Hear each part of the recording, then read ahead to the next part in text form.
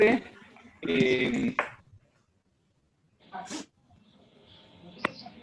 Bien, dos mensajes. El primero es que, bueno, ustedes deben saber ya que están accesibles en la carpeta correspondiente a la clase de hoy tres archivos. Uno es una guía muy escueta acerca del temario de esta clase. Otra es una, digamos, presentación de imágenes en PowerPoint, ¿cierto?, de estudiantes sobre el tema. Y una tercera ya no se llama más tarea optativa u opcional. Se llama comentarios, observaciones o consultas, o cosas por el estilo. Tiene que ver con el hecho que ya para las clases teóricas no hay más tareas optativas, o sea, no hay más tareas opcionales. Como ustedes verán, hemos podido realizar, digamos, una acreditación de estudiantes en cuanto a su regularidad, etcétera, participación y desempeño, fundamentalmente, bueno, a través del campus, a través también, sobre todo, de las comisiones de trabajo prácticos. Y bueno, y todavía tenemos, y creo que no va a haber ni cambios, pero habrá que ver lo que la comisión directiva de la facultad defina, pero en principio la última resolución fue en el sentido que la evaluación virtual integral era decisión de cada cátedra, y por lo tanto nosotros hemos continuado con la forma de cuatrienio anterior, que fue exitosa para estudiantes, para docentes y para la materia. Y quería hacer un anuncio off the Profe, record. Sí, disculpe la interrupción. Eh, Se está entrecortando y no estamos escuchando. bueno, voy a tratar de hablar más pausadamente. Eh, bueno, gracias. Disculpe que lo interrumpí, pero había algunos mensajes No, al también. contrario, Puede ser el wifi al o algo de contrario. eso. No sé por qué.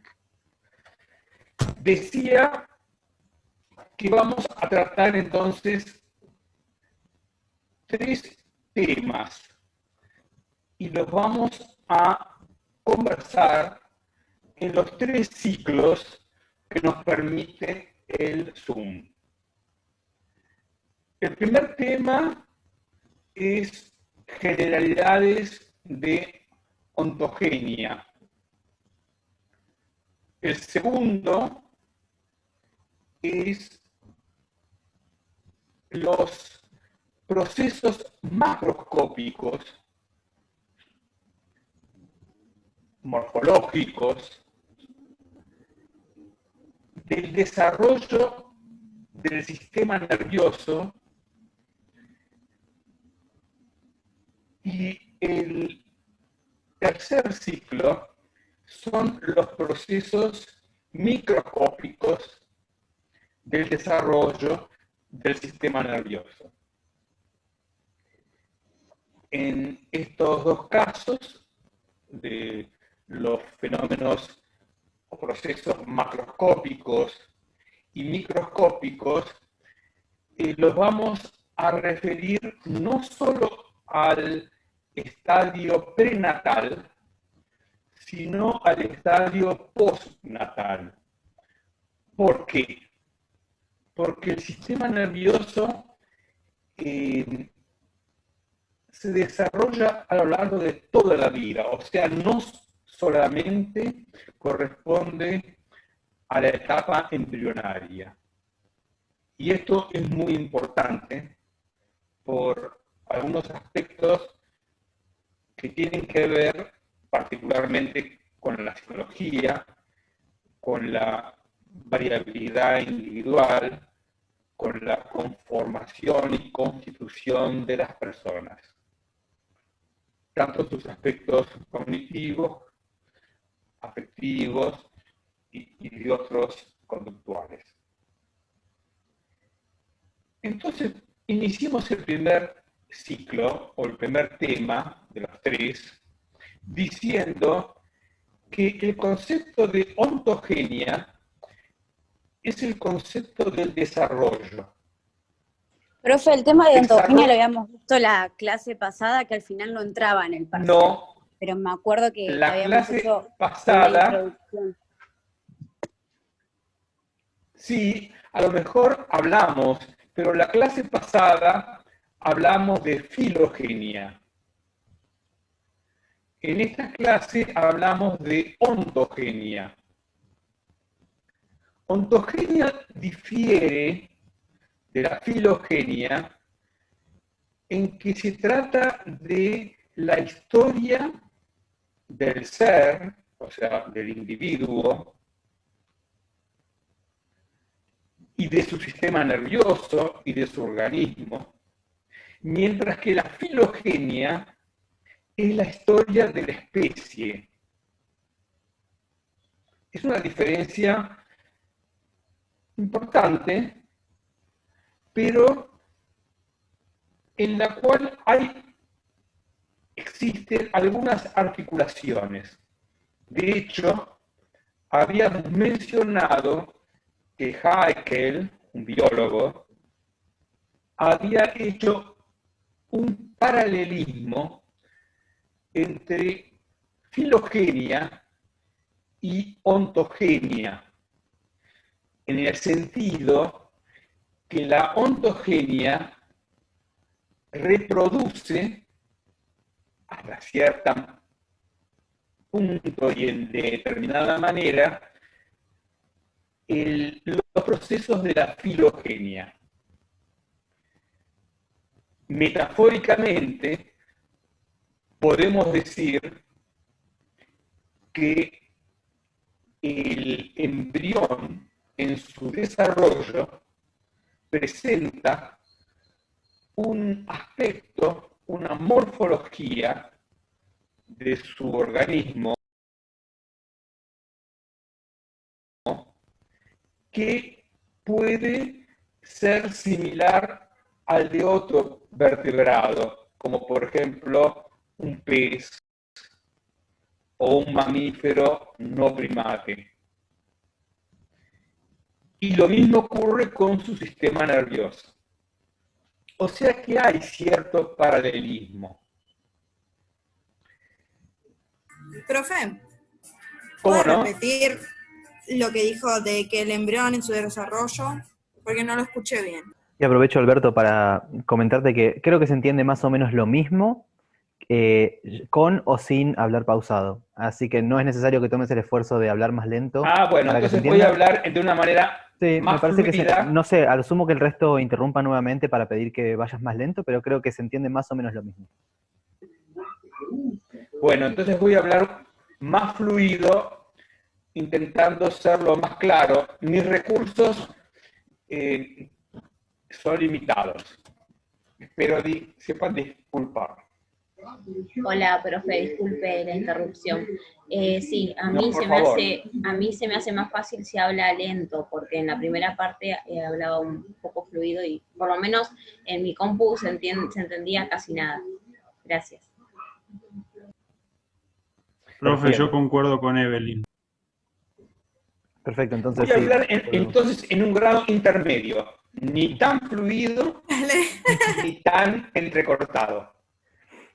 Voy a ver si puede funcionar. Perfecto. Recuerdo también Perfecto, que gracias. tanto la grabación de esta clase como la grabación de la clase del otro teórico que también dicta Alberto, igualmente ya está grabado también y está subido.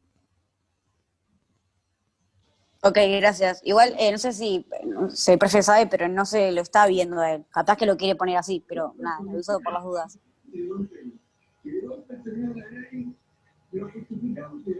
¿Puedo continuar?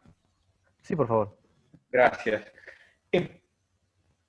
En la ontogenia, el origen del ser, digamos, el concepto de la fecundación, es el embrión, que originalmente, de ser una sola célula, el huevo fecundado, inmediatamente, de una manera explosiva, se desarrolla por proliferación celular. Con esto digo que esta distinción que hago entre procesos macroscópicos y microscópicos en el segundo y el tercer tema o ciclo de esta reunión, de esta clase, es relativa, porque para que algo sea macroscópico, bueno, se tiene que desarrollar, por ejemplo, a través de la proliferación celular. O sea que hay una combinación de ambos aspectos en la ontogenia. Pero mientras el concepto, esto es, el embrión recientemente creado, transita por el conducto genital, femenino habitualmente, se producen ya una serie de cambios importantes. El primero es que de ser una masa sólida de células, una esfera maciza, cuando empieza a transitar por lo que será su destino intermedio, que es el útero materno, y comienza a implantarse en el endometrio materno, ya entonces el embrión se ha convertido en una esfera hueca.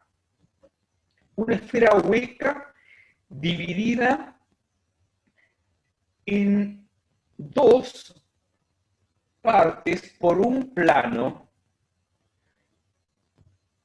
El plano que divide las dos semiesferas es el embrión propiamente dicho. Y el resto de la esfera resultará en lo que se dice en llamar los anexos del embrión. Por ejemplo, la placenta. Por ejemplo, el cordón. O sea que cuando ya empieza a implantarse en el epitelio del útero, ya está conformado en la forma de un disco una capa de células que es el embrión propiamente dicho. Al comienzo tiene una sola capa de células, pero al proliferar las células pasa a constituirse o conformarse en tres capas. Al mismo tiempo que se ha conformado en tres capas, empieza a plegarse sobre sí mismo, en un eje. De tal manera que esas tres capas son una, la más interna, la que va a dar origen al tubo digestivo. La más externa, la que va a dar origen al sistema nervioso y a la piel. Y la del medio, la que va a dar origen al sistema esquelético, muscular y a otros órganos. Y eso ocurre en los primeros días y semanas de la edad gestacional. Lo que vamos a describir en breve, cuando pasemos al segundo ciclo, al segundo tema, va a ser efectivamente los cambios que se suceden y sobre todo macroscópicos en esta formación embrionaria y particularmente en el sistema nervioso para dar origen a el sistema nervioso postnatal. ¿Por qué hacemos hincapié en el tema de la ontogenia? Las explicaciones son muchas.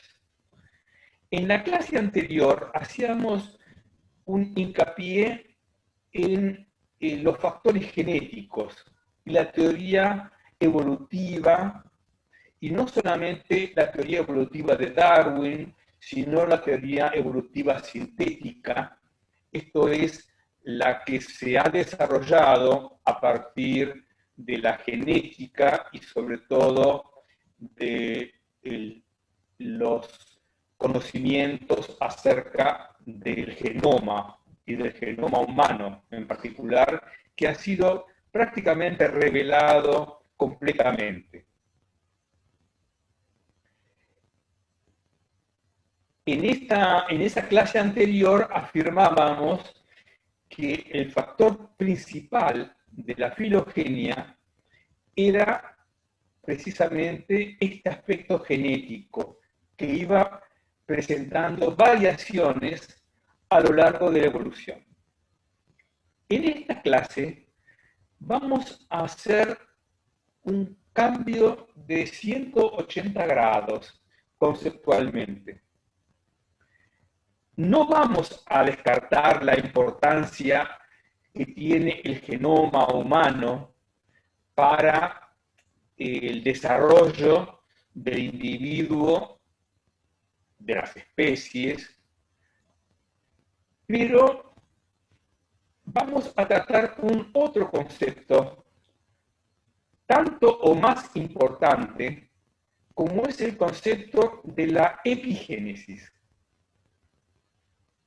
El concepto de epigénesis es que existe una interacción entre la información genética y el ambiente, entre el genoma humano o de cualquier especie y el entorno, tanto en términos físicos, químicos, como también conductuales. Y esto es muy importante porque ha sido un conocimiento nuevo en el sentido que se le ha dado lugar a que más importante que la información genética que existe en el genoma es el programa genético. El programa genético es cómo se reprimen o se expresa la información genética en base a las interacciones con el ambiente. Y esto es de la mayor importancia porque es uno de los factores que generan precisamente variación. Y como decíamos, la naturaleza requiere o se enriquece con la variación. Y así como se ha enriquecido con la variación entre especies, se enriquece también con la variación individual. Y la variación, en el caso del individuo, es el resultado de la interacción entre la información genética y los factores del ambiente, los factores del entorno. ¿La interacción entre qué? Entre la información genética y los factores del entorno. Voy a dar un ejemplo. En un periodo todavía actual, estuvieron de moda los estudios de gemelos univitelinos. Se entiende por tales a aquellos gemelos que se originan de un mismo huevo fecundado. Esto es, que comparten en un 100% toda la información genética. Se sabe también que hay muchas características, no solamente de la forma del individuo, sino de su conducta, que están genéticamente determinados, tanto en los aspectos favorables de la conducta, como en aspectos que pueden ser desfavorables. Por ejemplo, se sabe que la esquizofrenia, que es un trastorno de la conducta, de la cognición, del desarrollo, es un trastorno que tiene un o varios factores genéticos determinantes. Al decir determinantes, no quiero decir, y enseguida vamos a ver por qué, de manera fatal. Entonces, un par de gemelos que derivan de un mismo huevo, que tiene una misma información genética, que tiene una predisposición para la enfermedad o trastorno esquizofrénico o de esquizofrenia, y digo esto como un ejemplo de otras condiciones médicas o psiquiátricas, de acuerdo al entorno en el cual tenga su crianza y su desarrollo, va a expresar o no este trastorno. Dicho de otra manera, si la criatura, el niño, es criado en un ambiente donde las condiciones son favorables y no existen eventos vitales desfavorables, en general no se expresa la enfermedad o el trastorno esquizofrénico. Mientras que si el gemelo, idéntico en todo, sobre todo en su información genética, es criado, se desarrolla en un ambiente desfavorable, donde existen eventos vitales que lo perjudican, entonces sí puede desarrollar el trastorno esquizofrénico. O sea que más importante que la información genética es el programa genético, que es un programa que existe, por supuesto, dentro de las células, por las cuales, o por el cual, los efectos del ambiente determinan que se expresen o no, que se repriman o no, las innumerables particularidades que pueden tener los diferentes individuos. ¿Alguna pregunta hasta acá? No, profe, por ahora No, se no. entiende todo. Gracias. O sea, lo que quiero enfatizar es que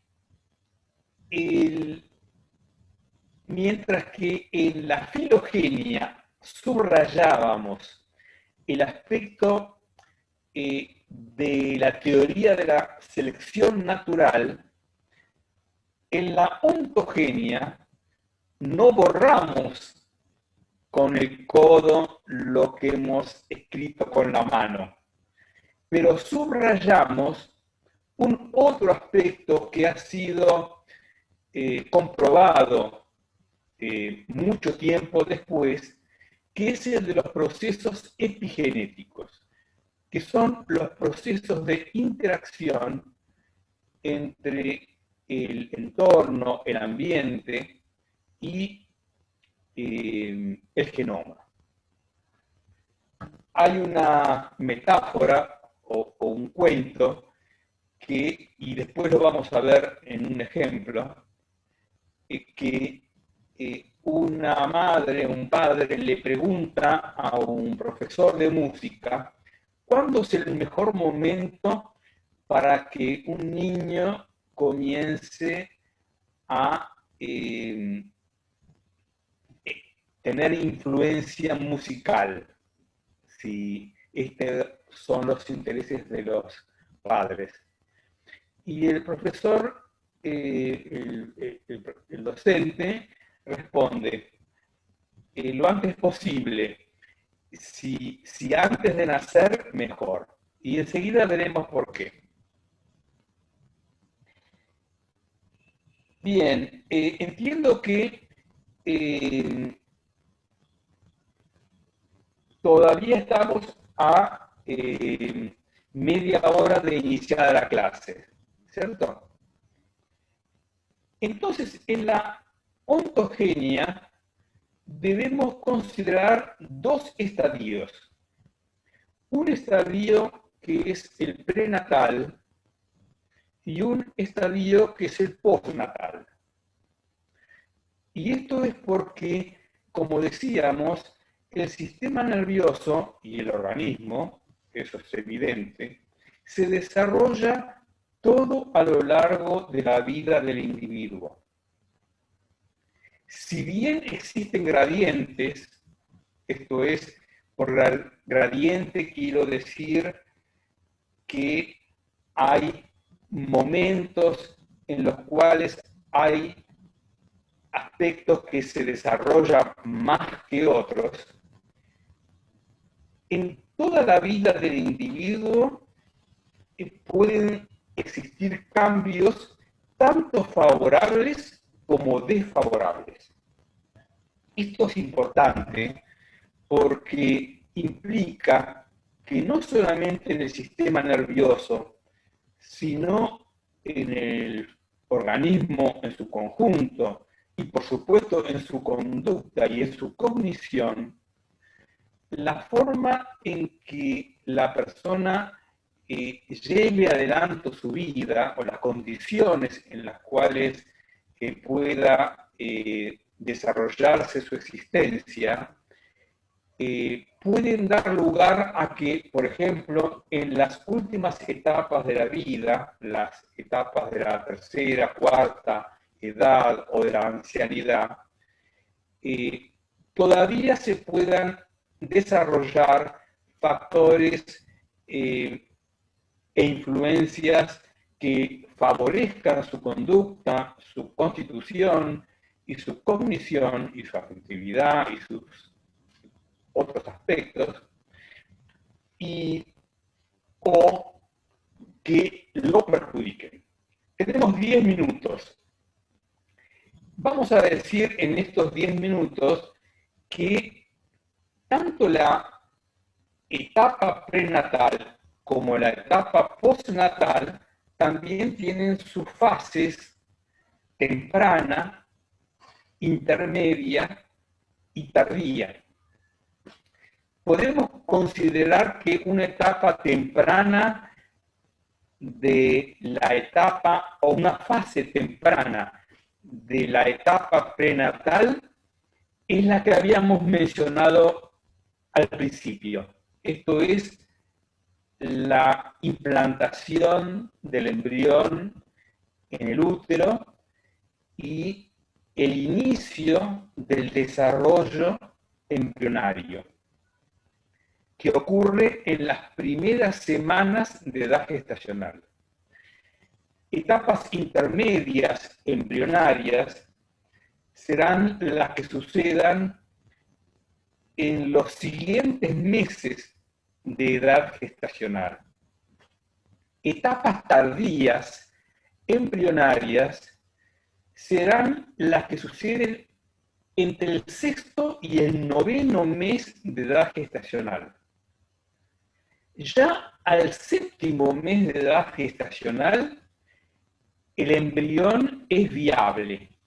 Esto es que en condiciones particulares puede existir fuera del contexto de, digamos, el vientre materno. Y puede, por lo tanto, sobrevivir y desarrollarse normalmente como cualquier otro individuo. En el estadio o etapa postnatal sucede algo similar. Hay una fase temprana, que sobre todo es la infancia, la pubertad y la adolescencia. Hay una etapa intermedia, que es la del adulto, ya sea joven o ya, digamos, en una etapa estacionaria, digamos, o estable, y una etapa tardía, que podríamos, una fase tardía que podríamos llamar tercera, cuarta edad, que cada vez se prolonga más, afortunadamente, que es la de la ancianidad. ¿Alguna pregunta hasta acá? Bastante claro. A mí me quedan muchas gracias. ¿Preguntas? Profe, ¿Perdón? ¿Sí? Escucho. yo había leído algo de plasticidad cerebral o plasticidad neuronal. ¿Tiene algo que ver con esto? Perfecto. Sí, absolutamente. Lo vamos a retomar en el próximo ciclo o en los dos siguientes ciclos, aunque el concepto de plasticidad cerebral lo vamos a desarrollar mucho más en una clase futura, cuando hablemos de memoria y aprendizaje. Pero ya en estos aspectos que estamos hablando, está presente el tema de la plasticidad. Para decirlo de alguna manera, ¿qué es algo plástico? Algo plástico es algo maleable. Y metafóricamente, por supuesto. Cuando estamos hablando que el entorno, esto es que el ambiente, que el comportamiento, que la cultura, que la influencia, digamos, de la comunidad, produce efectos sobre el desarrollo embrionario, sobre el sistema nervioso, sobre la expresión de este sistema nervioso en la conducta, la afectividad, etc., estamos hablando de plasticidad. Esto es algo que es maleable por efecto de las influencias ambientales, culturales, etc. Esto lo vamos a desarrollar un poco más, no solamente en la clase de hoy, sino particularmente cuando hablemos de aprendizaje y memoria. De hecho, la plasticidad es la contrapartida neurobiológica de lo que se puede considerar en aprendizaje y memoria en términos de persistencia del aprendizaje, ¿cierto? Y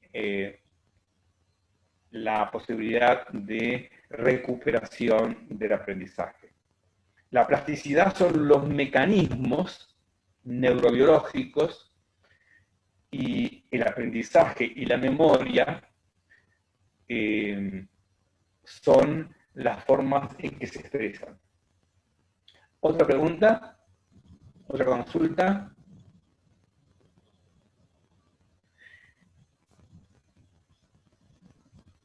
No, profe, por el momento nada. Bueno, que no.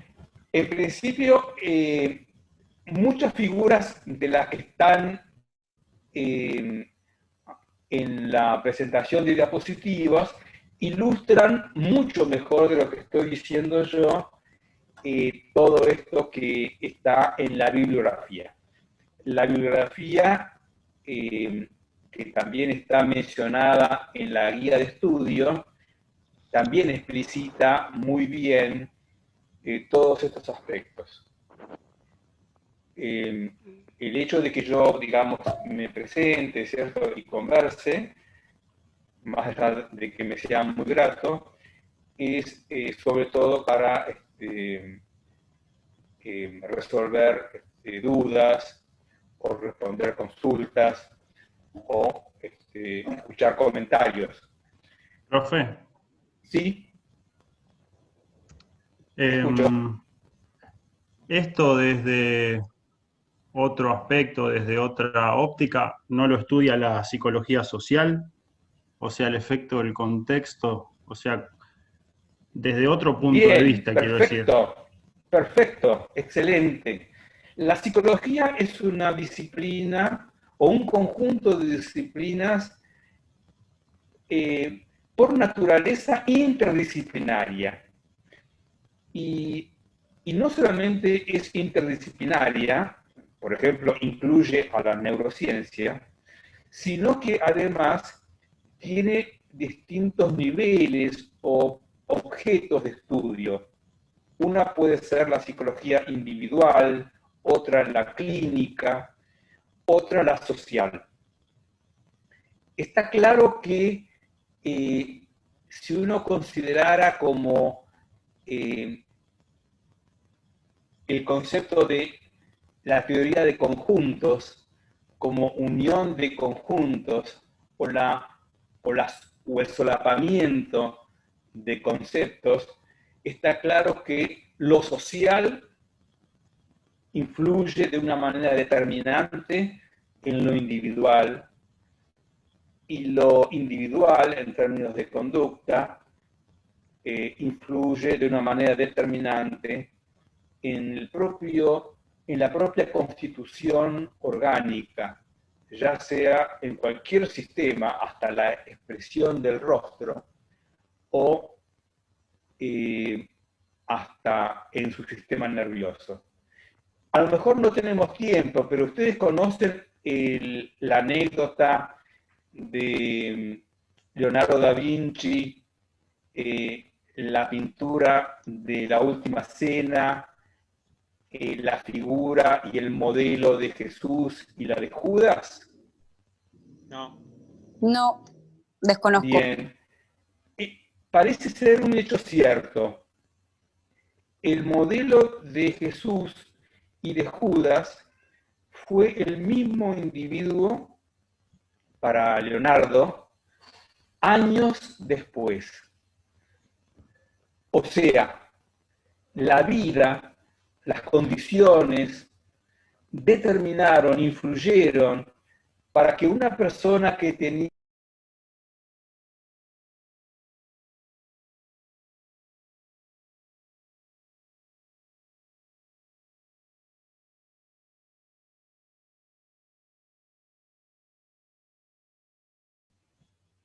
que la masa interna da origen al tubo digestivo, ¿eso estaría en la fase prenatal, digamos, temprana? Sí, por supuesto que eso sucede en la primera semana de edad gestacional. Ok, entonces sería la temprana y obviamente en la fase prenatal. Exacto. Gracias. Una se llama ectodermo, es la externa, que va a quedar por fuera al plegarse el embrión. Otra se llama endodermo, por dentro, por la palabra dentro, que va a quedar por dentro de ese plegamiento embrionario. Y la del medio se llama mesodermo, por mitad, que va a quedar entre ambas dos. El endodermo va a ser el origen del tubo digestivo. El mesodermo va a ser el origen de un sistema esquelético y órganos, varios. Y el ectodermo va a dar origen al sistema nervioso y a la piel. Siguiendo con la anécdota y para finalizar, voy a decir que años después, luego que el individuo que había servido de modelo a Leonardo con las características de Jesús, la vida lo había transformado tanto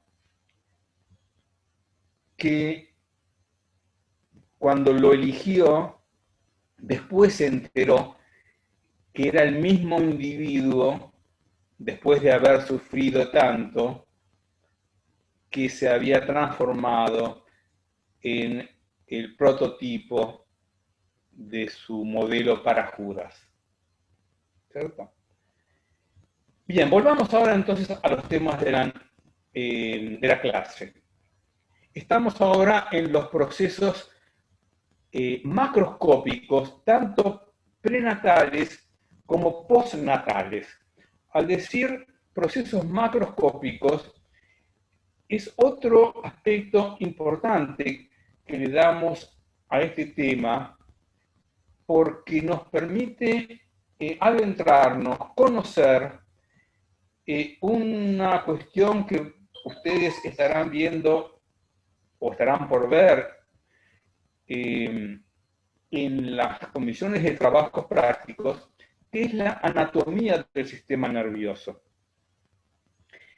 que a lo mejor parece en las figuras, esquemas u otras, digamos, representaciones, de una cierta dificultad de entendimiento o comprensión, mientras que si se la puede observar desde sus orígenes en su desarrollo hasta su conformación, se puede reconocer de una manera mucho más fácil cómo se ha, digamos, constituido este sistema nervioso central y periférico. En una cierta medida y hasta cierto punto, y como decíamos antes, es algo similar a lo que habíamos mencionado cuando hablamos de filogenia, en el sentido que también la filogenia nos ayuda a entender cómo ha ido cambiando el sistema nervioso a medida que evolucionan las especies y se hacen más complejas con conductas más sofisticadas. De la misma manera ocurre en el individuo. Entonces estábamos con un embrión que se había implantado y tenía 3 capas. Y que empezaban estas capas a plegarse de manera que una pasaba a ser externa o ectodermo y la otra en interna o endodermo y otra en mesodermo. Y decíamos que en el ectodermo iba a ser origen del sistema nervioso central y periférico. ¿Cómo puede ser así? Estas capas en esta etapa temprana o fase temprana del estadio prenatal son todas células indiferenciadas, son todas células iguales a sí mismo, todas con la misma carga genética. Pero ocurre que en el ectodermo, en el en una, digamos, línea que va desde la parte anterior a la posterior, en la porción dorsal de ese ectodermo que se acaba de plegar, empieza a proliferar un conjunto de células. Esa proliferación da origen a dos formas que son un surco que de adelante hacia atrás se distingue en una superficie que se denomina placa neural. Esto es, hay una proliferación de células ectodérmicas que dan origen a una placa neural dividida por un surco, de adelante hacia atrás. Decir de adelante es un despropósito, porque todavía no existe el adelante en esta etapa embrionaria, excepto por lo que es uno u otro extremo del embrión.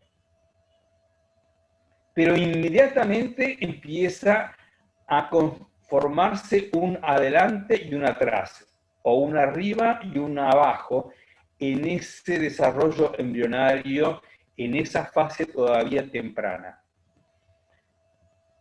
De esa placa y surco neural se desarrolla por un proceso de plegamiento también, pero mientras el anterior era un plegamiento ventral que había conformado a las distintas capas ecto, meso y endodermo, este plegamiento es dorsal.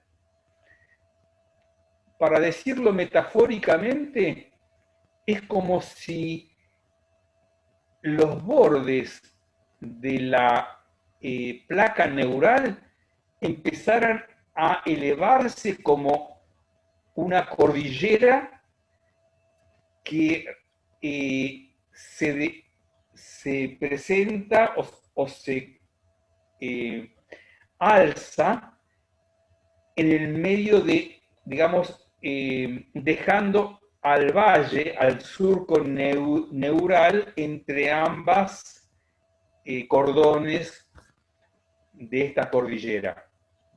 O sea, dos líneas, digamos, paralelas de la placa neural empiezan a hacerse cada vez más salientes y en un momento dado empiezan a unirse de la misma manera en que uno podría también metafóricamente imaginarse que se unen las ramas y las hojas de los árboles que se encuentran a ambos lados de un camino o de una carretera. Esto es, de la placa neural y el surco neural se desarrolla por un plegamiento, que al principio es un ascenso a ambos lados de cordones que se unen por el medio, empieza a desarrollarse un tubo neural. Todavía estamos en una fase temprana, en las primeras semanas de la edad gestacional. Y ya... Profe, perdón. Sí. ¿Lo podrías repetir lo del tubo neural? Sí. De la placa neural y del surco neural, por un plegamiento dorsal, a diferencia del anterior, que era un plegamiento ventral, se desarrolla un tubo. Y ese tubo, por ser el que va a dar origen al sistema nervioso, se denomina tubo neural. Como un tubo que es, tiene una parte ya anterior y una parte posterior. La parte media es la parte que comienza a unirse, y la parte anterior y posterior todavía no terminan de unirse, sino en los días y semanas siguientes. Si hubieran condiciones desfavorables para el desarrollo, esto es, algún fenómeno químico o biológico o físico que afectara el desarrollo, como ocurre en algunas condiciones, entonces se pueden producir, por ejemplo, las malformaciones congénitas en la conformación del tubo neural, una de las cuales es incompatible con la vida.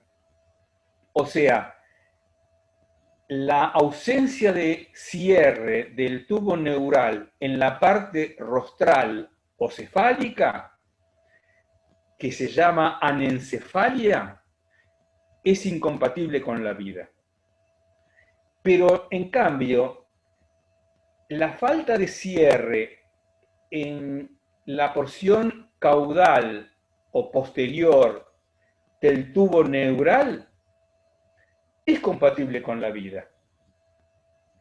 Ya sea que sea inaparente o que no tenga ninguna manifestación por ser muy leve, o que a lo sumo requiera alguna intervención quirúrgica en el momento del nacimiento.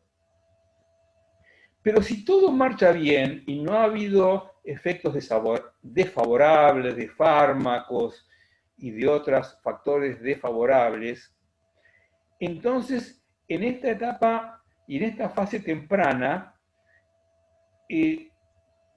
finaliza conformado un tubo neural. Y ese tubo neural casi inmediatamente en la porción cefálica o anterior o superior empieza a presentar dilataciones. ¿En dónde, profe? Estas dilataciones en la parte más anterior o rostral o superior, o sea, en uno de los extremos del tubo neural, empieza a mostrar dilataciones. Y esas dilataciones van a conformar las vesículas encefálicas. Al principio son tres: proencéfalo, mesencéfalo y romboencéfalo. Y de esas tres primeras dilataciones, después se subdividen en 5. El prosencéfalo, en telencéfalo y diencéfalo.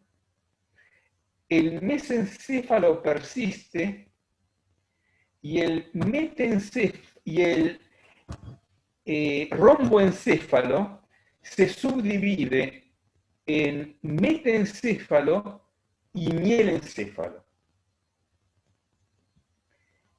Y estas 5 divisiones que quedan en el extremo rostral, esto es anterior, esto es superior del tubo neural, van a conformar lo que en el adulto van a ser las estructuras encefálicas. que ustedes saben ya por la clase anterior de la filogenia, también eran 5.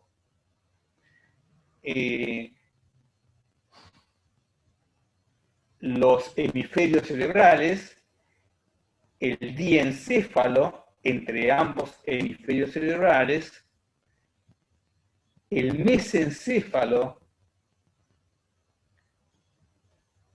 y la protuberancia y el bulbo raquídeo.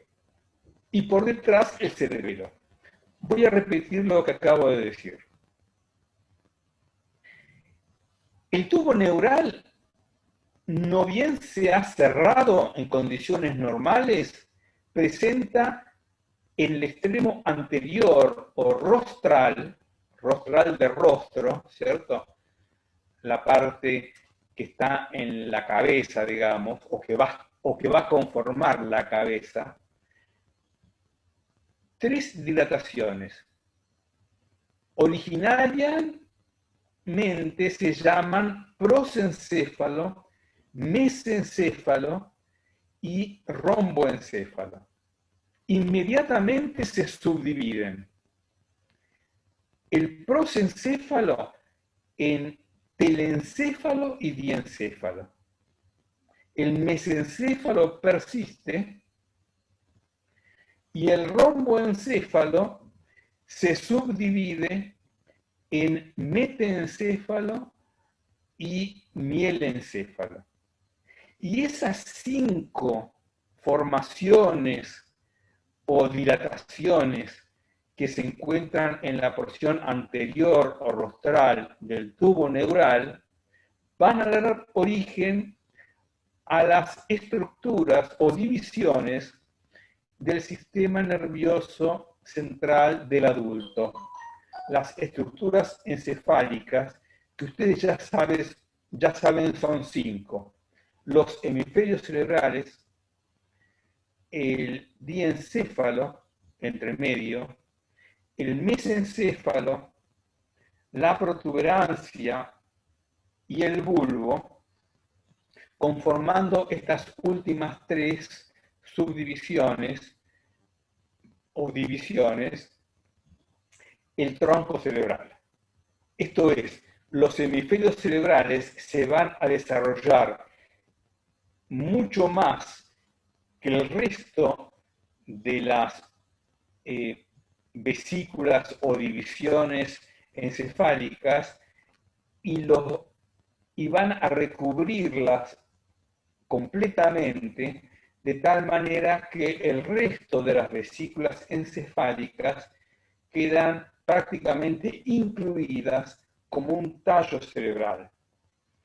Esto va a ser importante por cuanto esta estructura o división que son los hemisferios cerebrales, que ya sabíamos en la clase anterior de la filogenia, tenía importancia en la diferenciación entre especies, bien, también va a tener una importancia del mismo tipo en el desarrollo del individuo. Y va a ser lo determinante de los aspectos más complejos o sofisticados de la conducta del individuo, los encéfalos o hemisferios cerebrales. Profesor, ¿le puedo hacer una consulta? ¿Cómo no? ¿Qué tal? Buenas noches. ¿Puede ser que la protuberancia se llame también puente? Exacto. Barolio, se llama puente de Barolio, se llama puente de Barolio. Tiene muchos nombres que le han puesto anatomistas muy clásicos. Exactamente, es así. Es protuberancia.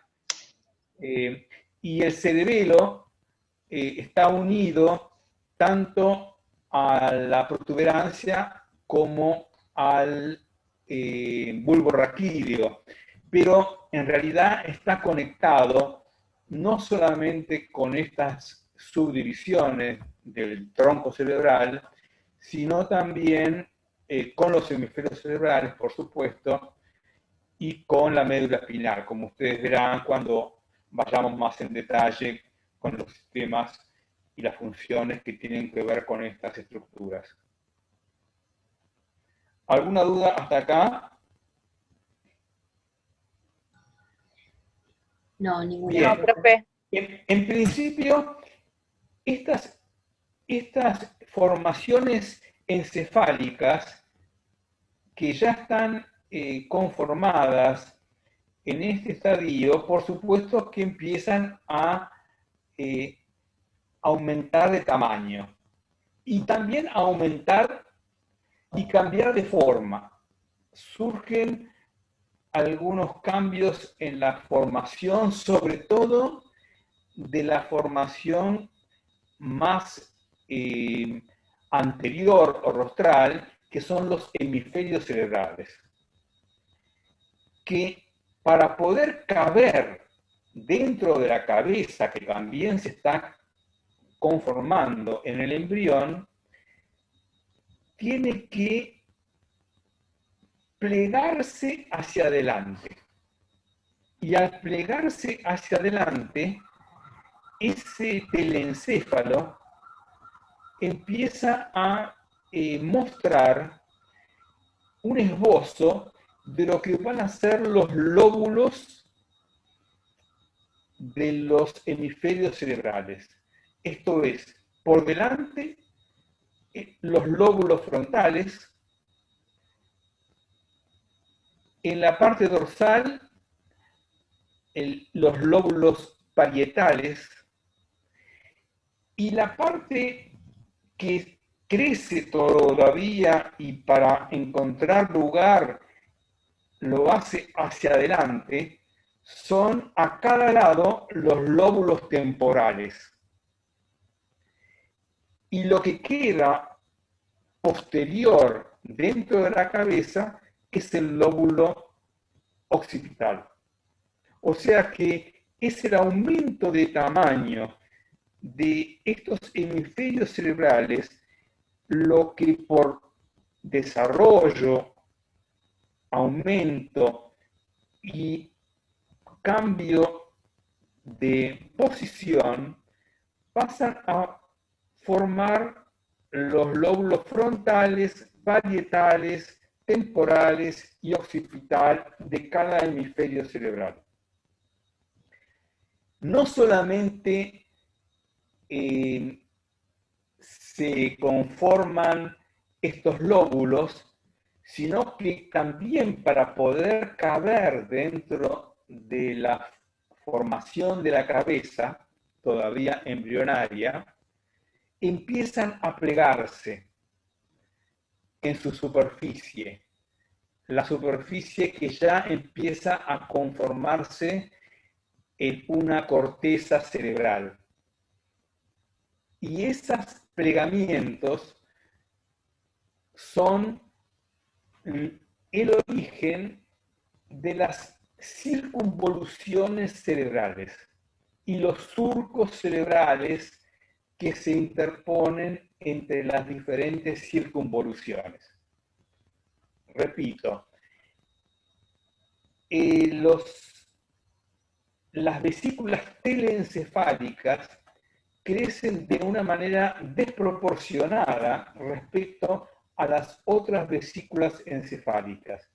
Lo hacen de tal manera que en su incremento de tamaño no solamente tienen que adelantar una parte a cada lado, conformando dos lóbulos temporales a cada lado, conformando entonces los lóbulos frontales, parietales, temporales y occipital, sino que además la superficie de la corteza que empieza también a formarse, empieza a presentar surcos, y esos surcos delimitan las circunvoluciones cerebrales que son características de la corteza cerebral del cerebro en el niño y en el adulto. ¿Alguna pregunta hasta acá? ¿Esos surcos serían las cisuras o es otra cosa? Exacto. La palabra cisura designa dos tipos de formaciones. Las hay cisuras muy grandes y las hay cisuras menores. Las cisuras muy grandes son, por ejemplo, la cisura de Rolando. La cisura de Rolando es una cisura grande porque divide al lóbulo frontal del parietal. Y la cisura de Silvio separa a los lóbulos frontales de los lóbulos temporales. Al mismo tiempo, y ya eventualmente también con el nombre cisuras, pero en general más con el nombre surco, se denotan los pliegues que separan las circunvoluciones que hay en cada lóbulo. Cada lóbulo va a presentar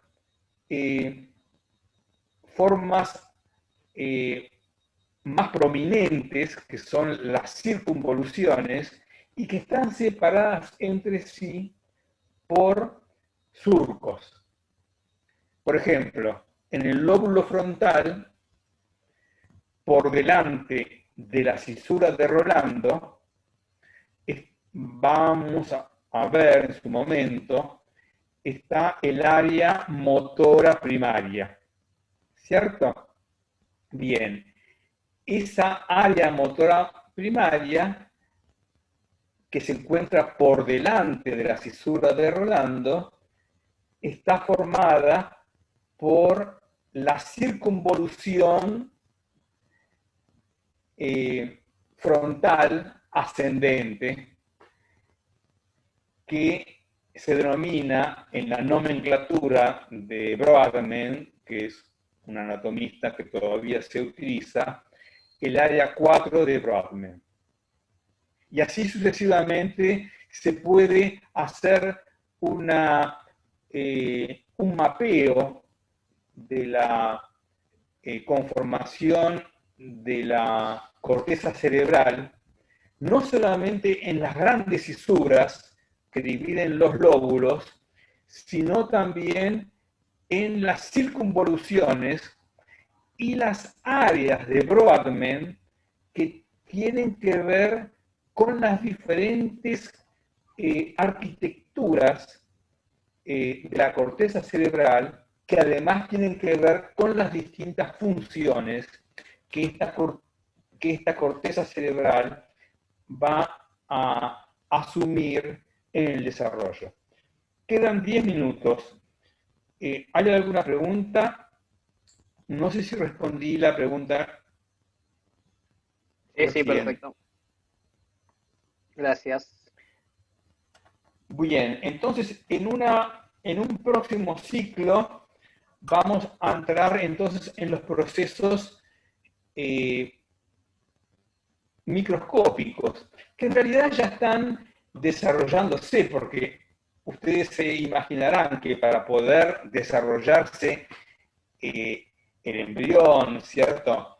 Y el tubo neural y las capas embrionarias, etcétera, y las vesículas encefálicas y todo lo que estamos diciendo, no puede sino existir una importante proliferación celular.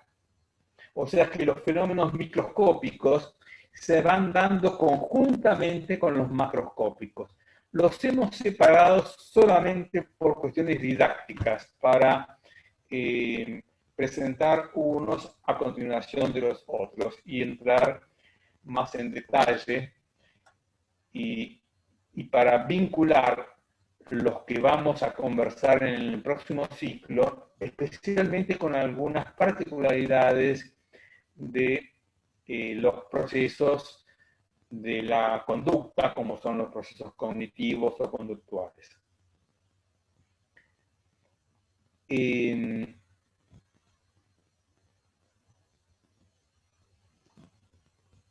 Entonces, yo diría que cerremos en este ciclo y reiniciemos el próximo ciclo, si no hay consultas. Perfecto. Dale. Dale. Bueno. Está perfecto.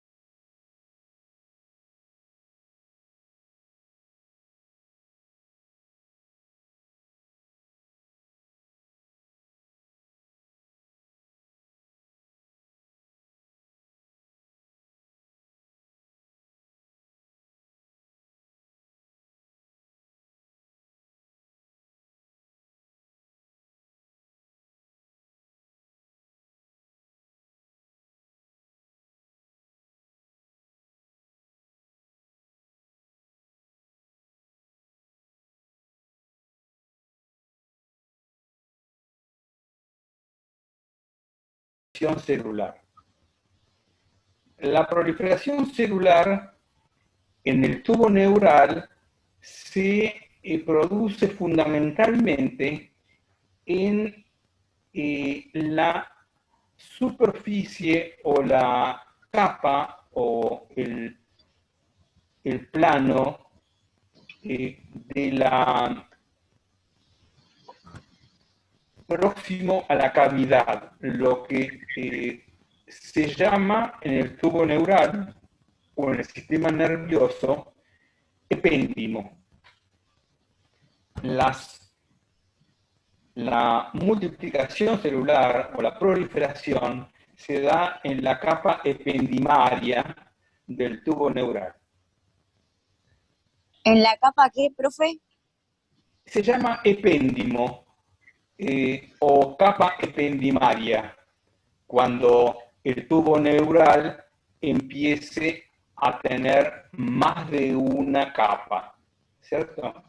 Porque al principio es una sola capa de células.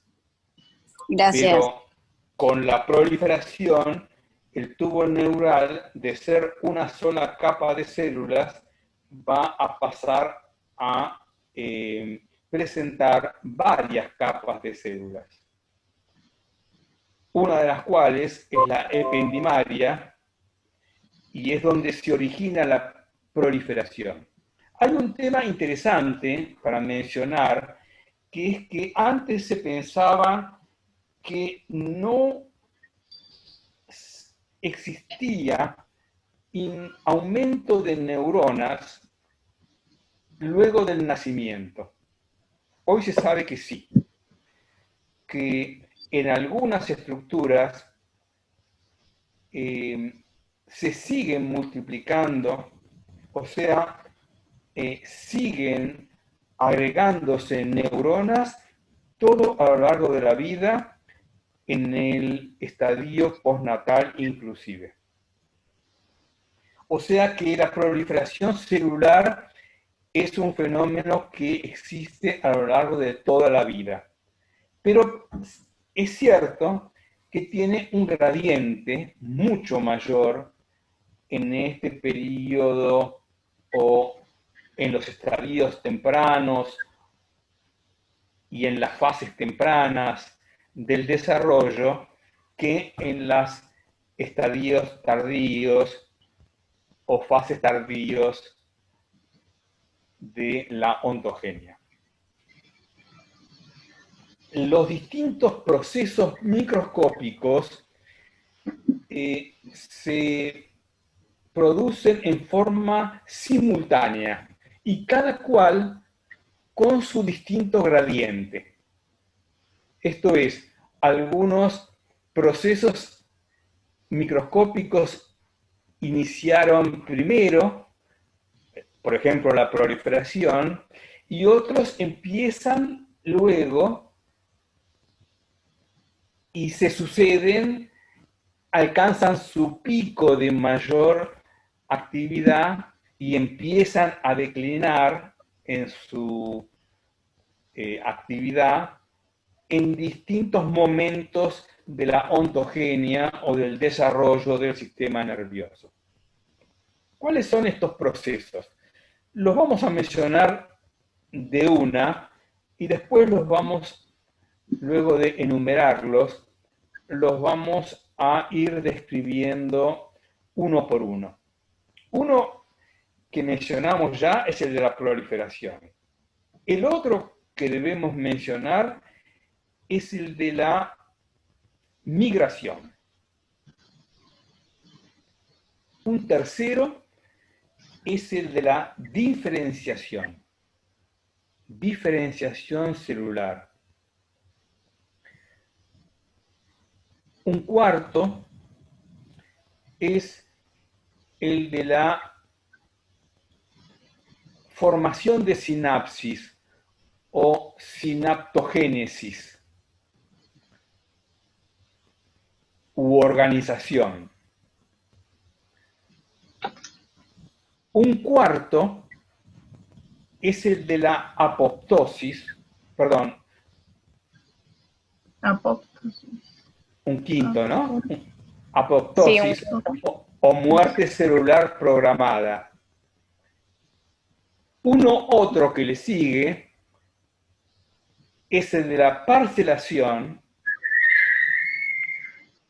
y finalmente un proceso que se denomina mielinización. Los vamos a repetir. Proliferación, migración, diferenciación,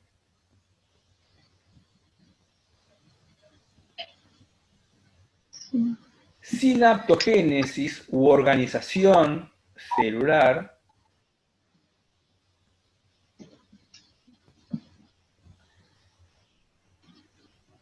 apoptosis, parcelación y mielinización.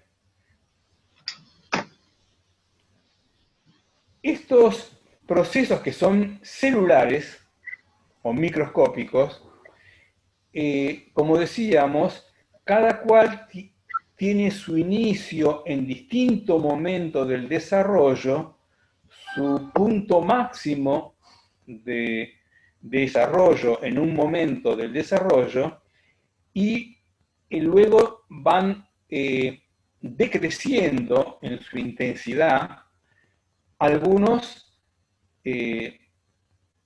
inclusive persistiendo en los estadios postnatales a lo largo de toda la vida, como estábamos mencionando. En lo que hace al proceso de migración,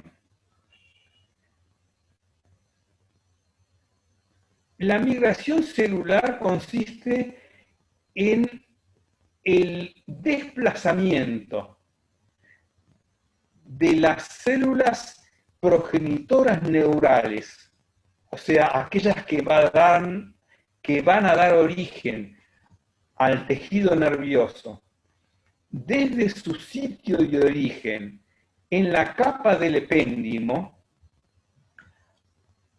a los lugares que van a ocupar para conformar las estructuras del sistema nervioso central y periférico. ¿Puede repetir, por favor, la última parte de la migración? La migración es el proceso por el cual las células pasan de ocupar el sitio de origen en la capa del epéndimo a la posición que van a ocupar para conformar las estructuras del sistema nervioso central y periférico. Gracias. Son varios los mecanismos que determinan que una célula migre, esto es, se desplace desde su sitio de origen hasta su posición de destino. Algunos son sustancias químicas atractoras, esto es, que las atraen, y por eso se llaman sustancias quimiotácticas, esto es, que atraen a estas células. Otras son algunas células que les sirven a las células que están desplazándose como forma de soporte para trasladarse en su desplazamiento.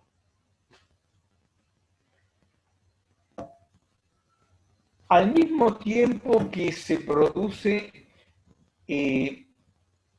la migración celular, se está produciendo la diferenciación celular de estas células todavía progenitoras neurales indiferenciadas.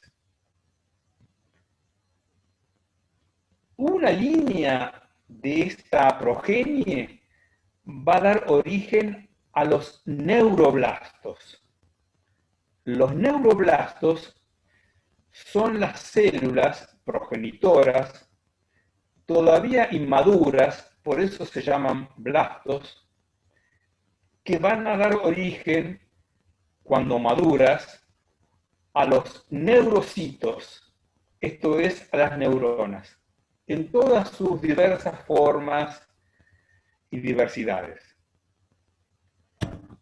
Mientras que otras células progenitoras neurales van a dar origen a los glioblastos.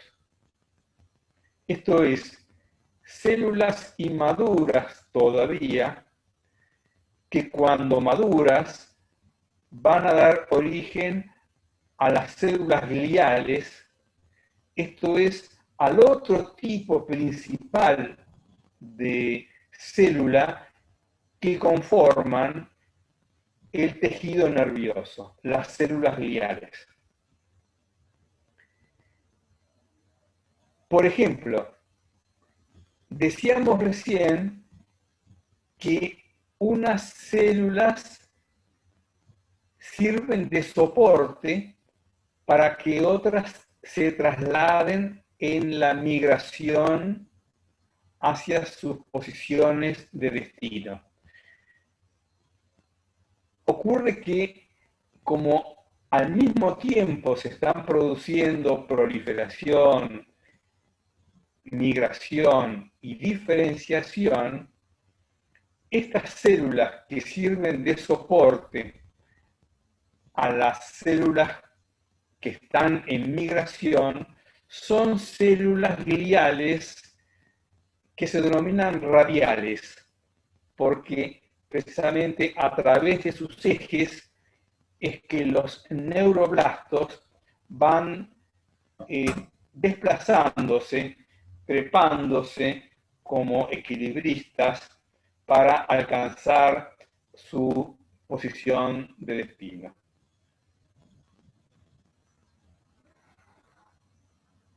Entonces, hemos mencionado tres procesos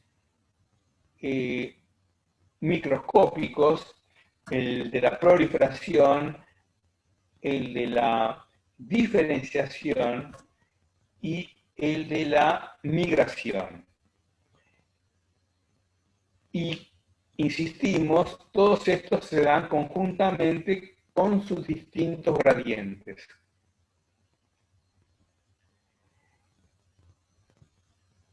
Cuando estamos hablando de diferenciación celular, y sobre todo cuando estamos hablando de los neuroblastos, esto es, células que todavía inmaduras, pero que van a dar origen a las neuronas, propiamente dichas, bien, estas empiezan a adquirir las características morfológicas y funcionales de las neuronas.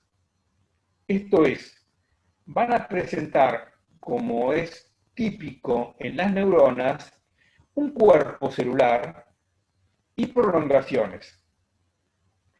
Y entre estas prolongaciones, algunas son las prolongaciones llamadas dendríticas y otras son la prolongación de salida de la información, la prolongación axonal. Cuando los neuroblastos se están conformando de esta manera, empiezan a establecerse conexiones entre células. Y estas conexiones entre células van a dar origen a una nueva microestructura que entre neuronas se denomina sinapsis química o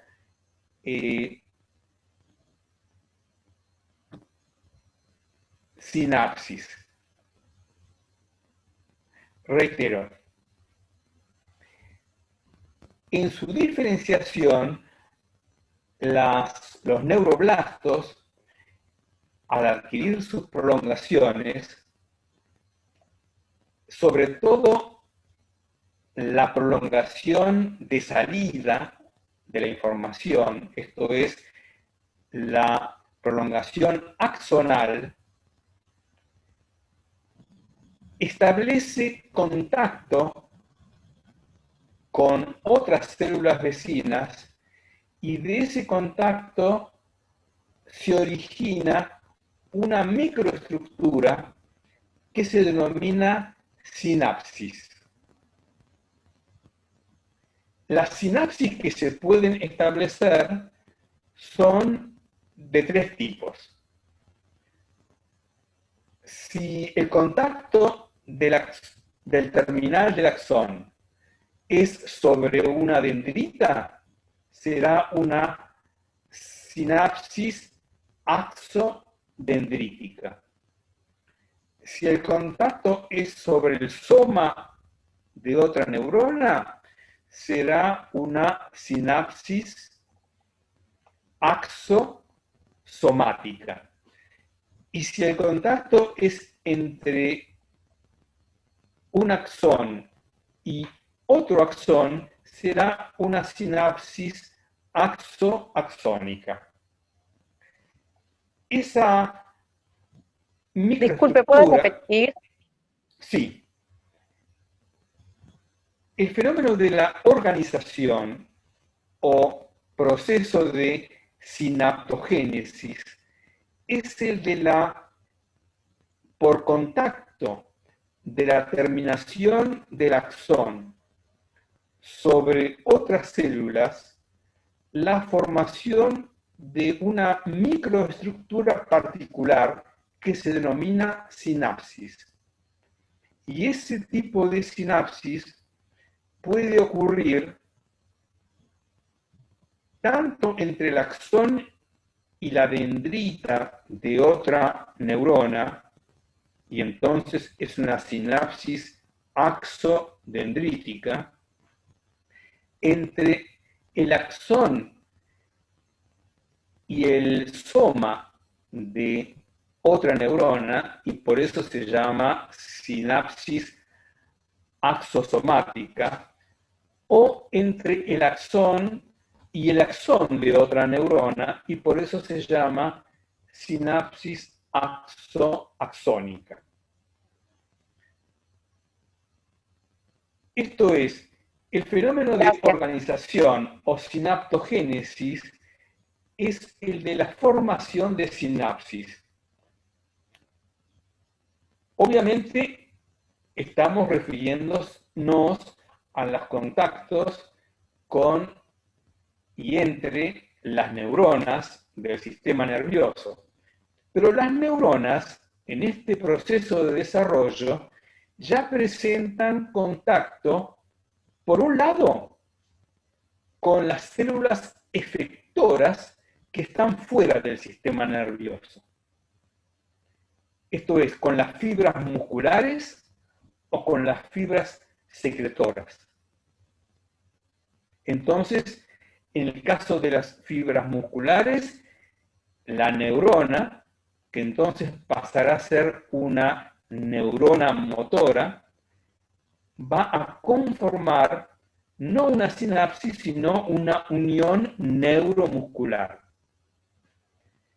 Si contacta con una célula secretora de una glándula de secreción, va a conformar una unión neurosecretora. Al mismo tiempo, algunas neuronas también contactan por fuera del sistema nervioso central con otras células que son células receptoras. Esto es, células que van a dar origen a una vía de la información aferente, o sea que va desde los estímulos hacia el sistema nervioso. Con esto estoy diciendo que ya a través de este proceso de organización, no solamente se están formando las sinapsis entre las neuronas, sino los contactos con las células efectoras, esto es, las vías eferentes, y también los contactos con las células receptoras, esto es, las vías aferentes. Y como ustedes saben, el circuito más simple del sistema nervioso es el arco reflejo. Y entonces, en este estadio de la organización del sistema nervioso, empieza ya a conformarse el arco reflejo, con su receptor, su vía aferente, su centro reflejo, su vía eferente y su efector. Y no solamente se organizan en el sentido de que se contactan entre sí las neuronas con efectores y receptores, sino que empiezan a funcionar. Y al funcionar empiezan a presentar fenómenos reflejos, ya en etapas tempranas del desarrollo. No son solamente los mecanismos reflejos, que son, por cierto, los más simples, los que constituyen la organización del sistema nervioso. También los patrones automáticos, algunos patrones fijos de acción innatos, como por ejemplo los automatismos de la respiración, y otros que tienen no un mecanismo reflejos, o sea, reactivo, sino un mecanismo activo, o sea, dirigido desde el centro que presenta la pauta del patrón fijo de acción. Y entonces también empiezan a esbozar y a manifestar los patrones fijos de acción. O sea que ya el organismo en vías de desarrollo empieza a ser controlado y empieza a funcionar organizadamente en base a este sistema nervioso que se está desarrollando todavía.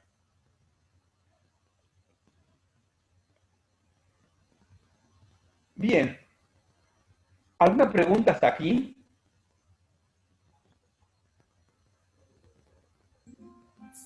No, profe.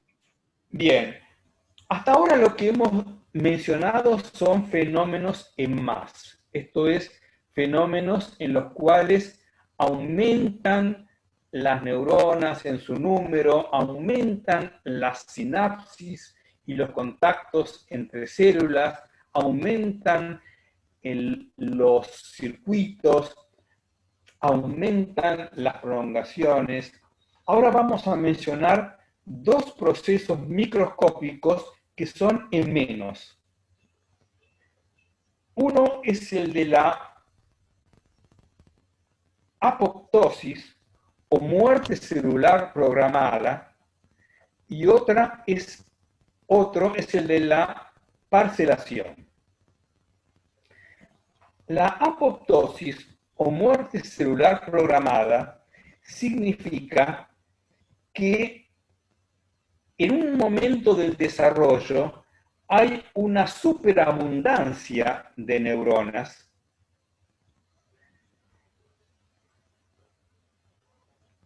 cuya existencia en parte es un factor de seguridad.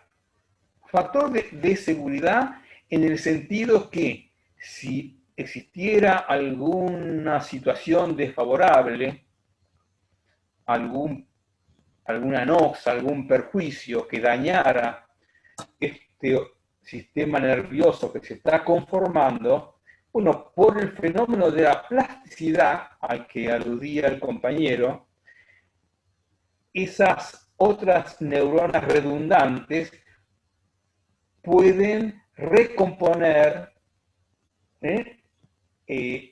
la organización y la función del sistema nervioso que ha sido dañado o perjudicado. O sea, ¿Eso puede ser por causa de una ACV? No. Si bien puede ocurrir un fenómeno vascular encefálico en el periodo prenatal, los procesos vasculares encefálicos se dan sobre todo en los estadios postnatales. Por ejemplo, un fenómeno de una lesión prenatal podría ser, por ejemplo, un daño por una radiación o por un agente químico o biológico que dañara parcialmente una porción del sistema nervioso que se está conformando. Pero en tanto pueda sostenerse el desarrollo, esa porción dañada es reemplazada por plasticidad, efectivamente, por esta redundancia de neuronas que ha proliferado y que se han organizado en el sistema nervioso en desarrollo. ¿Está contestada la Sí, duda? sí, muchas gracias. Sí, ahora ya agarré. Entonces, la apoptosis es una muerte celular programada. Esto es, que en tanto ya no sean necesarias para, digamos, hacer frente a, digamos, efectos perjudiciales, digamos, la presencia de esta superabundancia de neuronas, aquellas neuronas que no establecen contacto sináptico, o sea, que no funcionan, empiezan a involucionar, a degenerar y finalmente a desaparecer. Eso es una muerte celular programada genéticamente. Y por lo tanto, el fenómeno de muerte celular programada es una forma por la cual ya la epigénesis empieza a conformar en este periodo todavía prenatal, ¿cierto? Intermedio del desarrollo embrionario, la posibilidad de que cada individuo tenga particularidades en su organización, porque esa desaparición de neuronas se va a dar en aquellas neuronas que por la organización de los circuitos no hayan recibido la suficiente estimulación, no hayan establecido y sostenido la suficiente actividad. Esto es, que los fenómenos en menos, la apoptosis y la parcelación son fenómenos dependientes de la actividad. Los circuitos que no tienen actividad sufren apoptosis, o sea, desaparecen, y parcelación. El concepto de parcelación es que algunas conexiones que se habían establecido entre algunas neuronas empiezan a retraerse y finalmente desaparecer. Y estos son efectos que están dependiendo de la actividad. Por ejemplo, y aquí viene aquello del profesor de música, lo que decía, si un embrión, ¿cierto? Si un feto ya en una etapa intermedia del desarrollo recibe un determinado tipo de estimulación en un sentido artístico, por ejemplo, bien, entonces ya puede desarrollarse favorablemente un sistema nervioso predispuesto a una actividad de este tipo en desmedro, digamos, o en relación a otras que no presentan este favor o esta actividad. Tan importante es este fenómeno dependiente de la actividad que cuando el niño es recién nacido, hay una ley nacional de detección de la hipoacusia que define que se identifique todo neonato, o sea, todo recién nacido, que no tenga audición normal para ser equipado o para ser tratado convenientemente. Porque de no serlo así, las estructuras que tienen como función las sensoriales de la audición y de la percepción auditiva no se van a conformar. Mientras que si es equipado o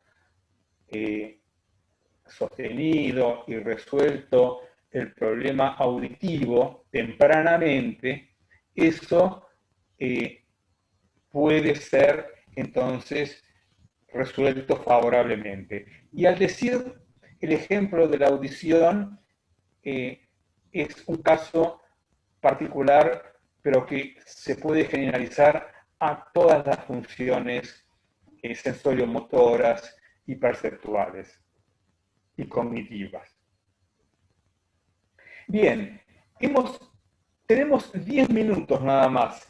Tenemos que hablar ahora de un otro y último proceso, que es el de la mielinización. Tenemos menos de 10, tenemos incluso 3 minutos y medio, Alberto.